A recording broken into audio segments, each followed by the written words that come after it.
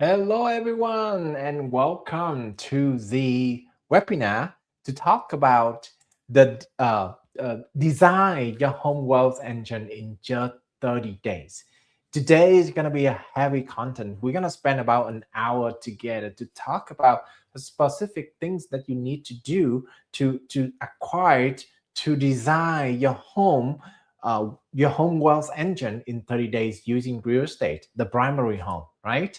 And first of all, I just want to share a little bit about myself. My name is Long Lei, and I'm so excited to tell you all everything we need. I know for the based on my own experience for the last almost 10 years in the industry. Okay, I am a real estate agent, a team leader of a team called the Magical Success Realty Team. We have been helping hundreds of buyers across the state, Maricopa County, Chandler, Arizona, Phoenix, Glendale, Peoria, you name it, right? And for the last, almost 10 years, I have helped hundreds of buyers saving thousands and thousands of dollars. This is one of the number for the last. This is the number that I'm proud of the most, actually. For the last 12 months, I have been helping buyers saving almost $900,000. Okay, $900,000, and I have my tracking record is proven. If you search my name on Google, you're gonna see that we have a solid record, 5-star review. With more than 100 reviews already. I have been named as a top number one agent for several quarters, several months, for the last how many years already. Proud of that, and I appreciate that you all here with me today, and I hope the content will be useful for you. But first, let's congratulate you, okay? Congratulate you for spending time with me today. I know that your time is extremely valuable, and I know that as a business owner, you do you have a lot of things to worry about, and you spend this time with me today, either live or record. Appreciate the time a lot. And today I want to share with you my personal stories, a personal story of a young boy, well, not considered boy, young adult, 20 years old and 6 months, came to the US. Okay, about in 2009. Okay, that is the first time I actually, you know, get on an airplane. Okay, and I'm so excited about that journey that I have to prepare a lot when I first came to the US. Okay, at that time, I actually heard that the US is a very good country, right? In fact, it's already proven a good country to me so far. Um, but I couldn't imagine back then how it looks without seeing it, right? Talking about seeing a real life action, my cousin, it's funny because when I first came to the US, remember I was 20 years old and 6 months, right? The first thing that he did was so kind enough to take me to Las Vegas and his family when I first arrived to the US. I think, wow, this is a great opportunity for me to, know everything about Las Vegas, everything about gamble. Vietnam doesn't allow gamble. So I think this is great for me to know everything, to play everything, to drink and everything like that. Well, little that I know, since I was only 20 years old and 6 months, I cannot do anything. I cannot even touch the machine. I cannot even touch, the poker table. Nothing at all, right? The only thing that I can do is eating the buffet. And I still remember how full I am when I walk out of the buffet restaurant, every single night. So it was horrible. I ate a lot. Okay. So no casino, no show, no scene, right? Just babysit. I think my cousin actually used me back then uh, for that purpose. But anyway, that's just a joke. I think I still enjoy eating a lot and then sightseeing. Okay, then after my first trip, I go back right away to work. I'm like determined a student. I was a third year student back then, so I come back to school right away, pursuing my engineering career. Okay, I went to Mesa Community College for 2 years. then Arizona State University for another 2 years, then my master program for another year. I finally graduated after 5 years in school as a biomedical engineer. Actually, that's a typical path for an Asian family. Then guess what? I got a job. I got an engineering job right away after my graduation, right? A very popular medical device company is called WL Gore Associate. Okay. Then I went, well, I'm very proud of what I achieved so far. 5 years in the US, Oh, by the way, English is super bad when I first came to the US. And I'm thankful for the thing that I can speak today. Not 100% yet, but I'm thankful for all the ability that I can learn and the ability, the chance that I can speak the language as of right now, right? So I went everywhere and proudly say that I am an engineer working in a company which selling fake blood vessel. Well, everyone heard the term fake blood vessel. They was like, wow, wow, that's very fancy. So I'm proud of myself. Next step, I bought my first house in 2016. That was actually the year that I graduated from college. So very, very nice, right? Go to school, graduate, get a job, get a house. Only 7 years after I came to the US. So it seems everything followed the correct order at that time, and I'm very proud of that. Then then something happened. Okay, something happened inside me. I feel more and more stressed as I work as an engineer. It's not because of the company per se, but I feel like for me personally, the job is great, by the way. The pay is great. Okay. I enjoy the income. I enjoy the people who I met at the company. They're all very nice co-worker that I have. It's just like inside of me, there's something else that I don't feel right. So I feel my life was forward inside the office is too desperate, and I want to get out. So I decided to explore to do something new. I tried to do something new, and I tried small at first, right? I drive an Uber to see whether it's good or not. I don't know. Back then, it's very popular. It's new, right? And then I become an adjunct faculty, which is I very like to be a faculty for university and college as well. I was teaching at the Grand Canyon University and also Mesa Community College.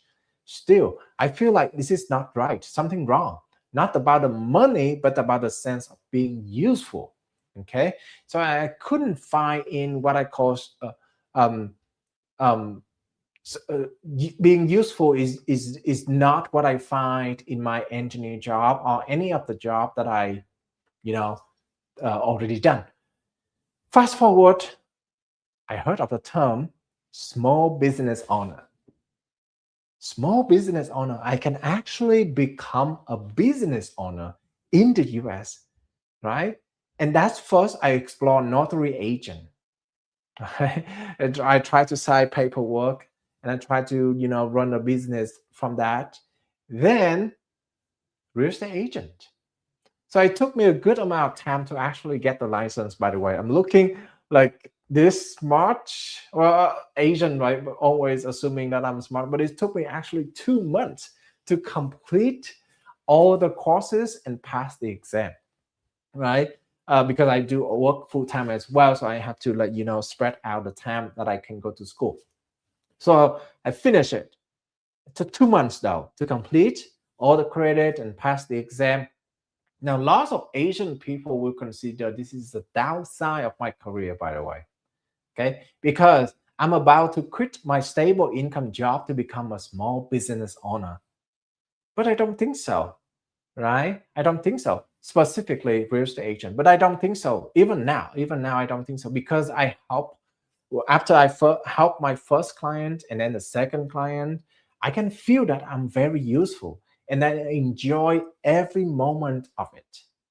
So I remember my first buyer, she has a problem with, her agent that caused her to lose $1,000 deposit in the previous transaction. And that's the reason why she came to see me.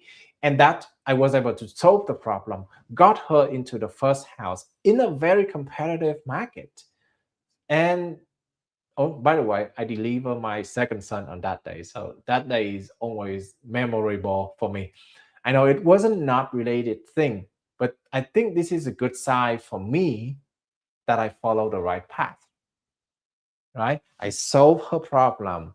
I helped her buy the house. I got my first son. I mean, not first son, second son on that day. This must be right. Okay.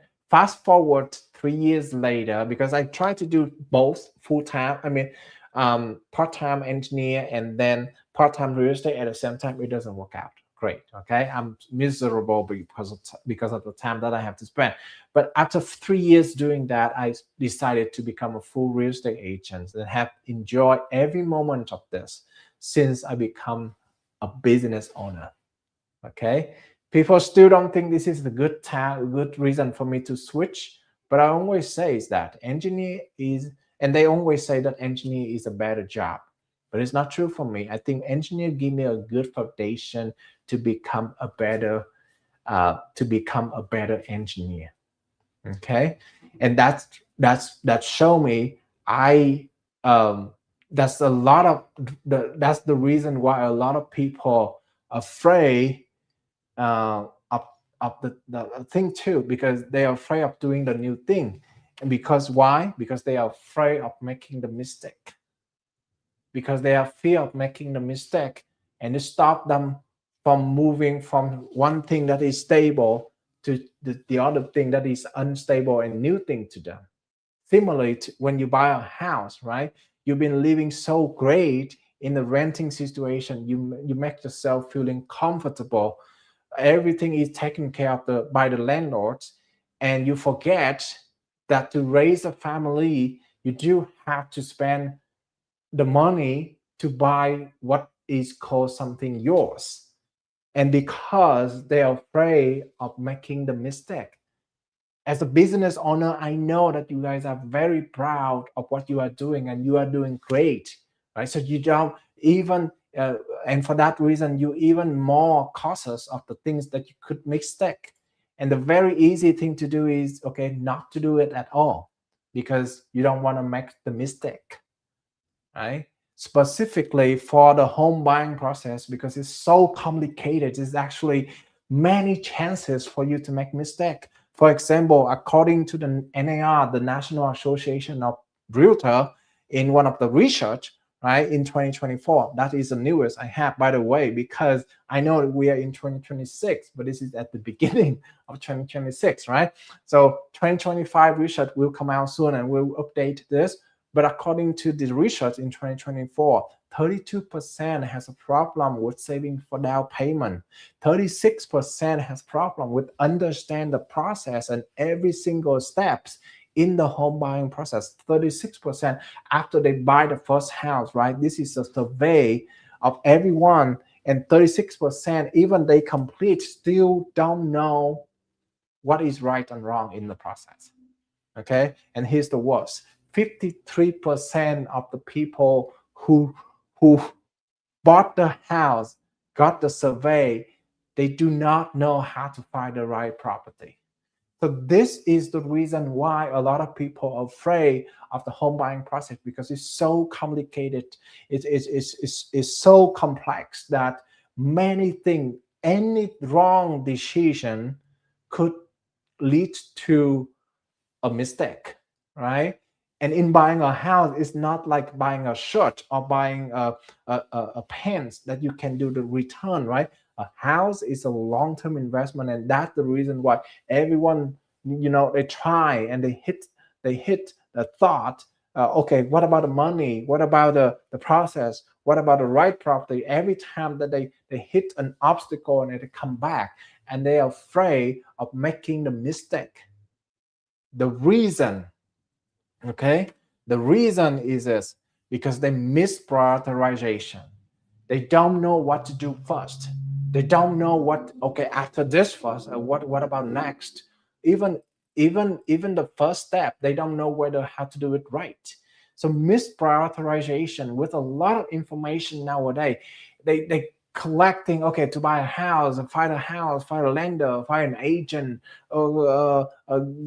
making an offer, so many things to come. And obviously, as a small business owner, you don't have time to understand all of that, to find out all of that. You have the business to take care. So this is the main reason why you don't you, it stop you from making the decision. And I'm here to tell you this. I've been developing a process so that you can make the decision, okay, a smart decision based on your non-negotiables. Okay, I will today go through all the decisions that will help you find the design your home wealth engine in 30 days. But the whole thing, the whole even bigger, this is the process that have been developed to help a person to buy first house and actually get another one for free. Now, of course, quick disclaimer, the bank will not gonna give you, hey, you buy this, congratulations, give you this right away. No, it's a 7-step process, and I'll show you in a minute right here. 7 non-negotiable decisions that you have to make to be able to reach to the free home, the free second home, right? We're talking about financing decision, housing decision, making an offer decision, monitor the contract process decision, right? Making you a better, more power financing, use the house as a wealth engine, and then buy the second house. Those are the 7 non-negotiable process that you have to follow to be able to get the second house for free. Now, because time limited today, we're already 17 minutes in the webinar. I will not be able to share with you all of this, okay? But I will share with you the 2 most important non-negotiable decision, and I think this is the foundation of the entire process, which is talking about financing and talking about the house, how to get the financing in order, and how to select the right house for you and for your family. These are the 2 foundations that will help you design your home wealth engine in short period amount of time, only 30 days. Okay.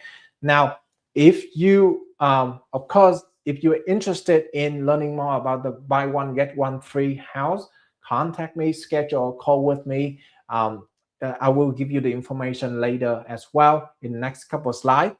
But because I don't talk about these 5, right? I want to give you back something for free. So the first thing that I want you to take advantage is we have the buyer seminar. Okay, this will have all the questions that these are like 9 most common questions that all the buyers I help with ask. Okay, what to expect, home buying process, pre-qualification, right? These are all the questions that they are asking, and I put all the answer is in here. I'm sure at one point you're going to be encountering with these questions as well, so keep this in mind.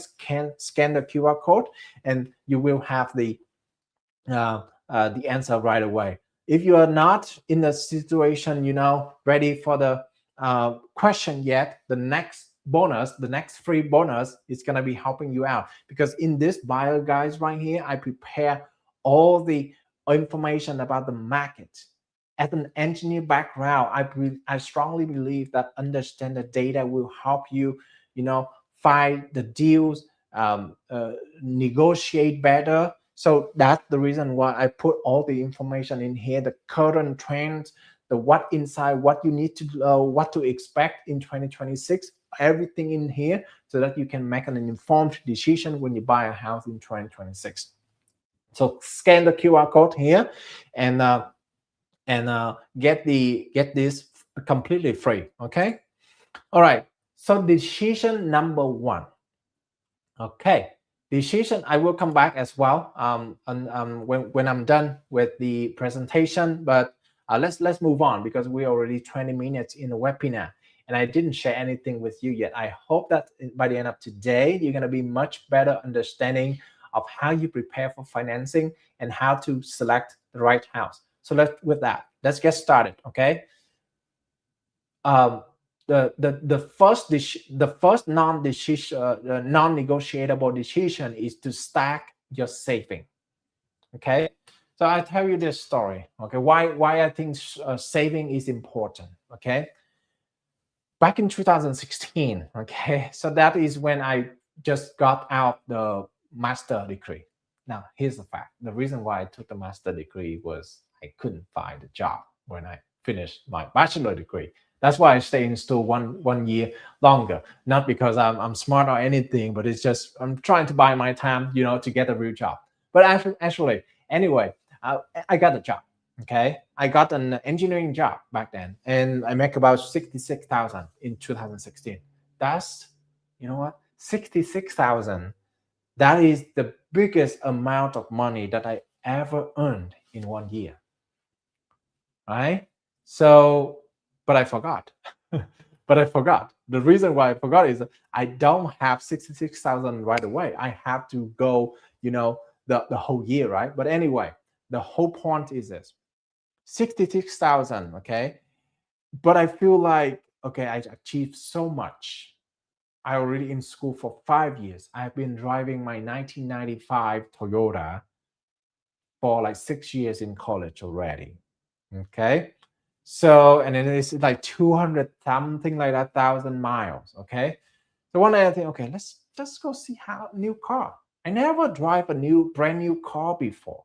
I never know how that experience looks like. So I had a friend back. I have a friend back then. His name is Gaia, and he's a mechanic as well. I've been using him so much to fix my 1995 Toyota Camry. Um, Hey, Gaia, you want to go see houses? I know if you are available today. I know that you're busy with fixing car, but if you're available, let's go see car.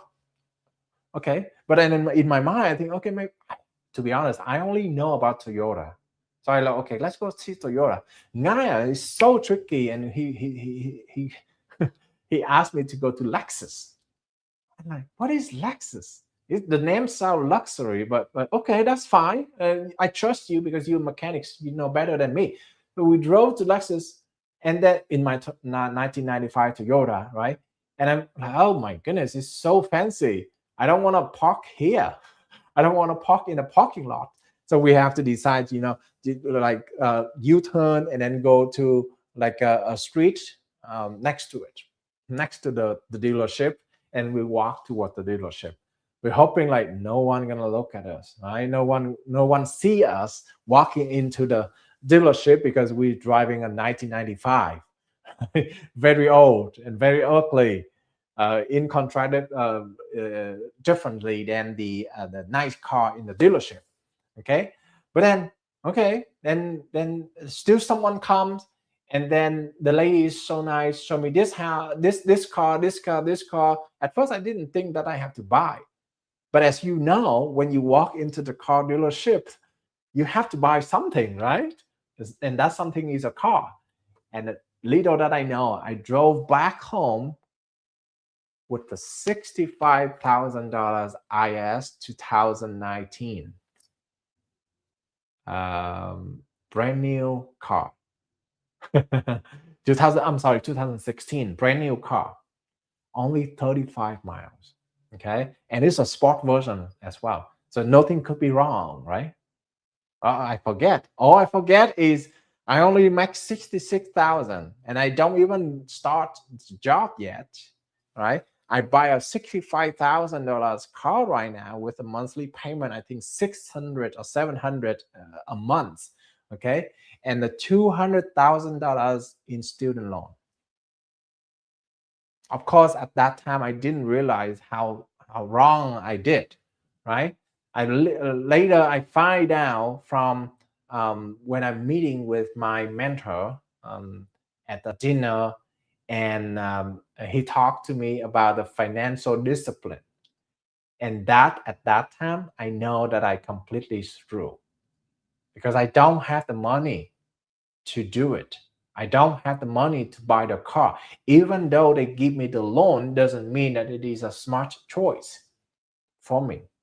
So I completely mess up at that time. And in fact, that is the reason why, I mean, I try my best to prove that him wrong. And then a year or two later, I think it's 2 years later, I had to sell my car because it's become too much with the family, with the mortgage that I buy, uh, with the new kid, right? Everything. And then with the student loan, it become too much. So I had to sell it.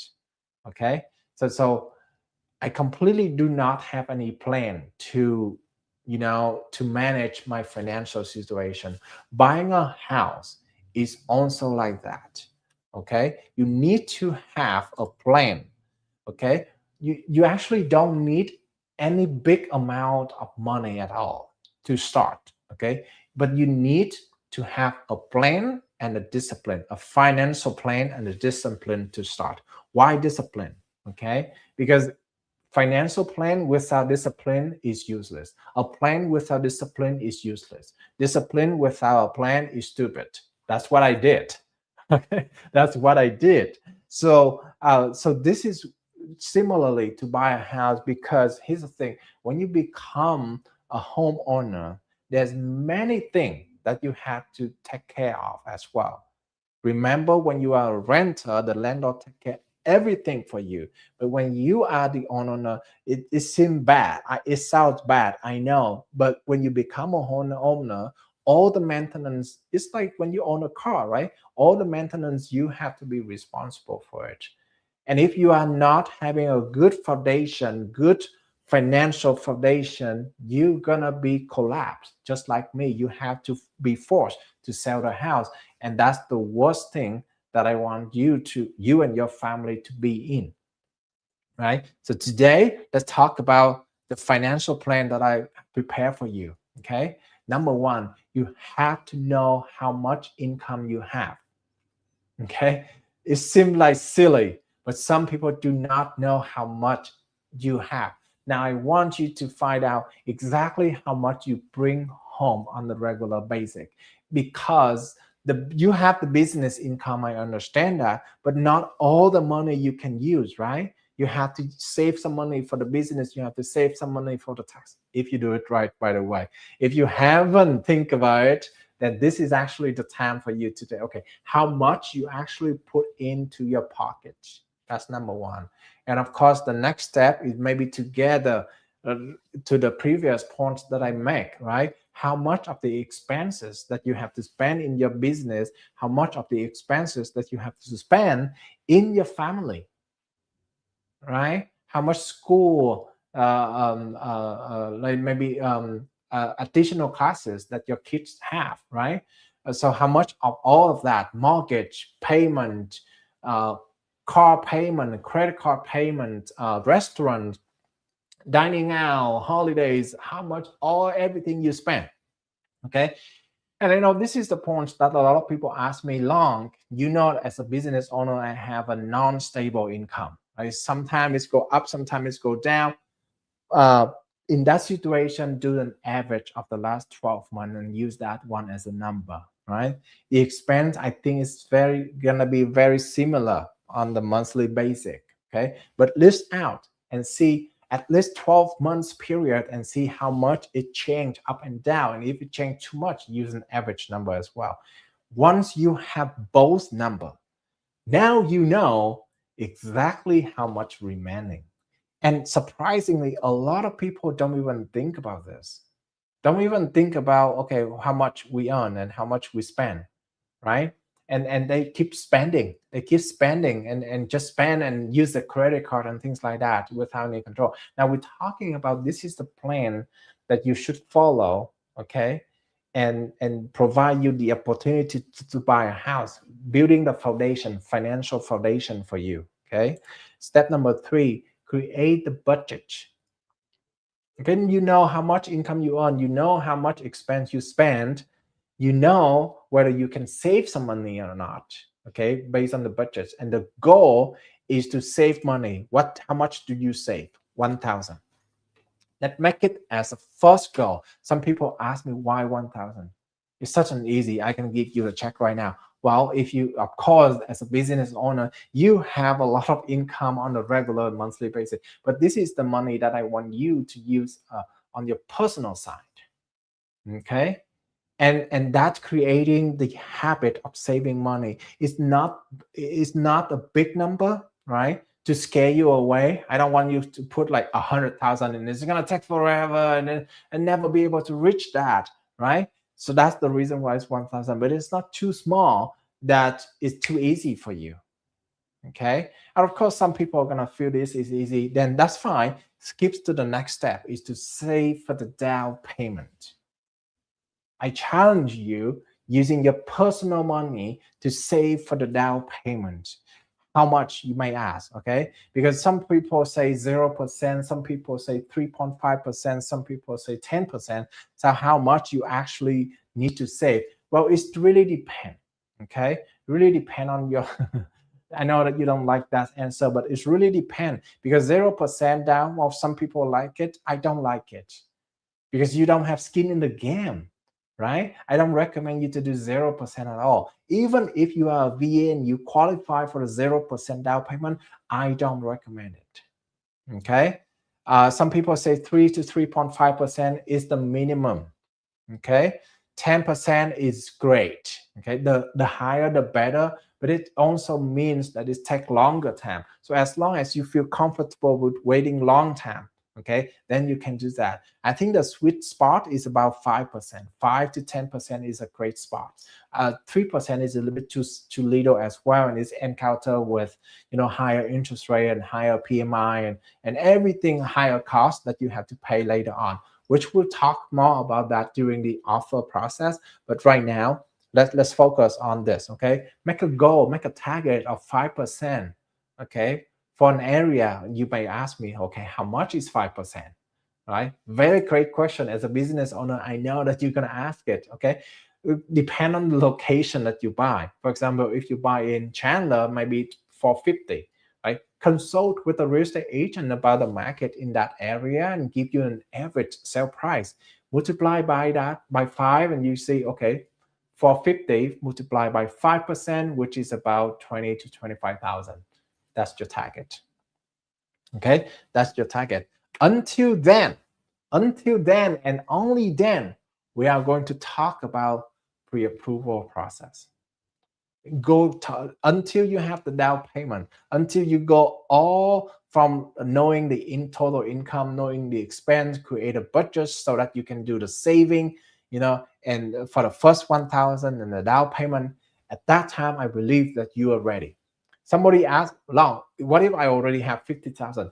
Great, that means you're ready. Okay, as long as you have the income and the expense in your mind. Some people have 50,000 because some family member give it to them, right? And then they have no idea how to control the income and how to control the expense. You are still not ready. Okay, so as long as you when you have it, it doesn't give you the free ticket right away. Okay, I still love, remember, you have to use your personal income to be able to make these savings, not someone else's income. And that will give you a discipline needed to go to get the pre-approval. Okay. Um, uh, and that is a different story. What is the pre-approval? What is the pre-approved? Different things. Remember the seminar? I have all the questions for you there. But my challenge for you after today is to become financial responsible, but become financially responsible. And you can start with making the monthly budget. That is a very easy thing to do. You have to know your income, total income. You have to know your total expense by category if you need to, right? And create your monthly budget.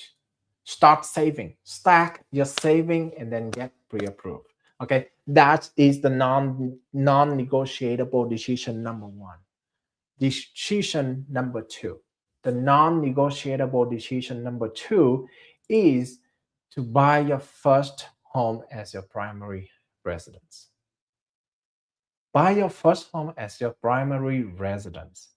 Okay, the reason is this. Okay, uh, there's a lot of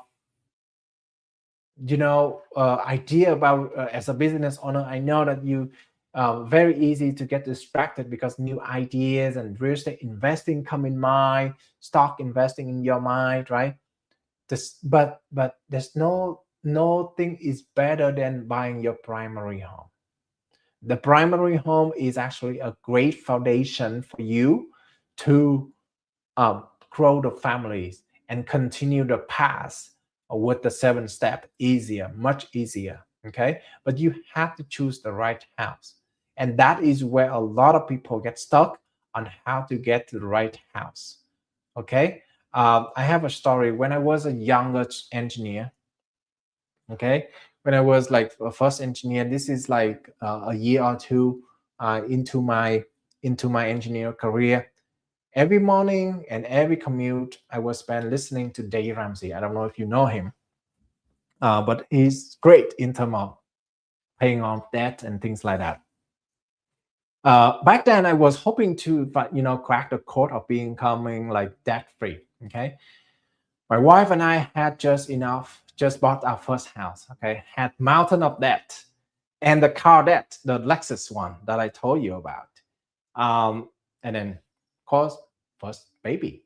Okay, I try everything. I told you Uber, teaching as an adjunct faculty, become a notary agent, right, signing mortgage documents. But no matter how many hours I put in, I feel like it is nothing. Okay, and one night, after I put my baby into bed and my wife and I sat down in the kitchen and tired, frustrated as well. I spent so much time of working, and I don't have time to be at home with you and with our baby. But I thought, what if we use our house to help pay for itself? She asked. And like, great. This is also a great idea. And back then, 2018, the term 17 and 18, the term Airbnb is very new.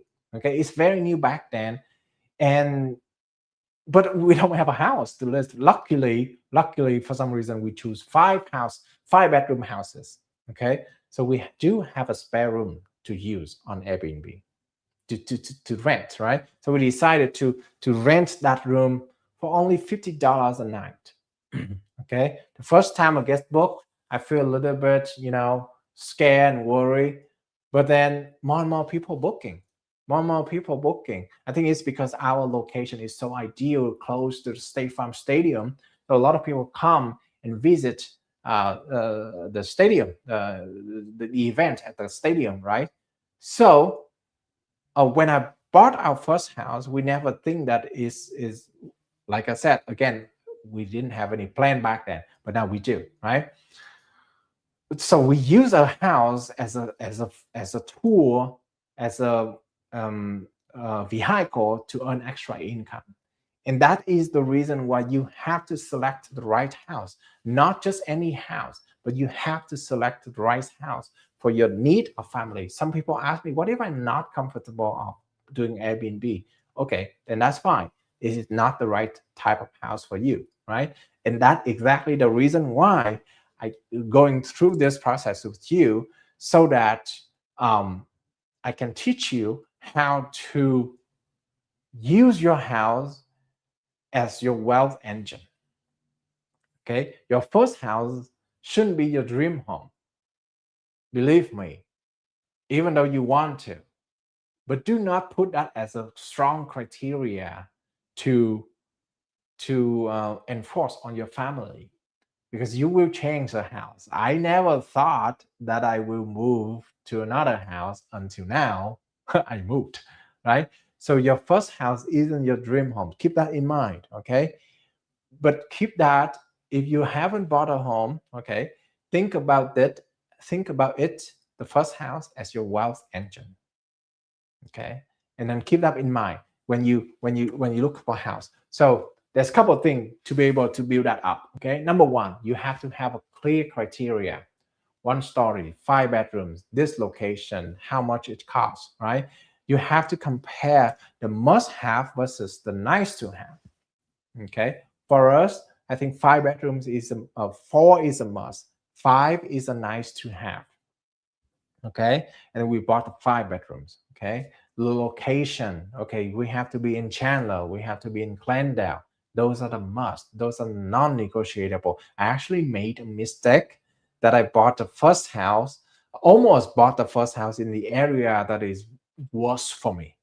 Okay, I wanted to be closer to where I work in North Phoenix, but I end up thinking about doing a community in East Mark. So it's further away, right? So it's completely wrong because I didn't have a clear criteria back then. And to avoid those could happen, sit down with a real estate agent and discuss about your situation, why you want to buy in this area, where's your shop, where's your business at, right? Now, what kind of income you have to be able to filter down the available homes for you. Okay, so first of all, first step, create a clear criteria. Secondly, you have to daily look at the property. A lot of people skip this step because I know you're busy with time and you don't want to do that every day, but at least just one home, just make it a one home a day, and you don't even have to go anywhere. Okay, this is my recommendation, to just do the online shopping. Okay, the online search, and then look at houses online. The reason why is that I want you to get familiar with the products that you are going to buy. Okay, if you forget about it, then you don't have the discipline, and it's going to be default back to the things. I don't want to buy the house, I want to rent a house. Okay, look at the house just similar to the time that you find a house for rent, on the daily basis. Okay, on the daily basis, think about it. Right, when you are no longer have a rent contract and you get kicked out, right, are you going to once in a while look at the house, or you look at the house every day? Right? But if it is every day, when you buy the house, keep that as your commitment. I know it's very easy to forget because you already have the place to stay, so you have time, right? No, look at that every single day. Okay, and on the weekly basic, you have to go see the house in person. Could be one home, could be two home, three home, how many? Depend, right? But tour the home on the weekly basic. Okay, so that you see it in person, because it's going to be completely different looking at online versus looking in person. And from those in person, you're gonna have more experience to, look at online better. Last but not least, well, not last yet, next step is at the minimum monthly, you have to commit to make at least one offer. Okay, if there's no offer at all, then something wrong. Something is not wrong. Maybe the criteria is not fit yet. Maybe you didn't look at the home daily. Maybe you didn't commit to tour the home on a weekly basis. Something is wrong here, because 30 days is a long day and you have to find a house that you like already and make an offer on that. Or maybe you're not ready. In that situation, let's come back to step one. Why you're not ready, why you're not committing yet. Okay, and make an offer. Okay, and then of course during the process, making you have to ask question as many as you could, and then give feedback as well. For me, receiving some buyers are afraid to give me feedback, but for me, receiving feedback very helpful, because it helped me to understand your need and to be able to find a better house for you. Okay, so these are the five steps from creating the criteria all the way to making an offer. This is important, okay, to select the right house. If you skip any of the step, it's not right. If you jump in and making an offer right away without any experience, great for the agent, not for you. The agent get an income, but you completely gonna miss the whole process, and you don't know whether it's a good idea or not. Okay, not to mention about the negotiation strategy in step number 3, in the non-decision negotiable number 3 that I share in the private call. Okay, all right, so these are the 5 steps. So I want you to make a commitment. After you get done with step number 1, after you get the budgets in place, after you get the saving in place, after you talk to the owner, the loan officer about the pre-approval, process, then just make a decision on housing criteria. Make a list of the things that is a must for you. Okay, or you could even do it now. Okay, if some agents willing to sit down and talk to you, that's even better because they bring into experience into the table, right? Or if not, come talk to me. I'm more than happy to share with you my thought as well. Right? Come talk to me and come up with a list of available homes, available criteria that fits your need. Okay, design on that. Okay, and then here you go. That's pretty much it. All the information, and I'm glad that we can talk about the two most important non-negotiable decisions that you have to make to design your home wealth engine in the next 30 days. We're talking about financing foundation, the non-negotiable decision, right? Financing decision and housing decision. Okay. And hope that we have a chance to meet to each other and to talk about the entire process of buy one get one house free. Okay, we talked about the 7 steps right here, and of course we didn't have a chance to talk all to talk about all the steps today, but hopefully you are already able to get the free bonus the seminar with all the most common question for all the home buyers across the state asking right here, and you have the answer right away. Okay, and then this is the buyer advantage guide that give you all the current market trend, all about the process and the detail, much more detail than today's presentation as well. So this is actually the next step. I would ask a very nice PDF file that you can retrieve and consume. Okay. Last but not least, of course, during today, I don't have time to go into detail of all the steps you need to do to buy one house, get one free.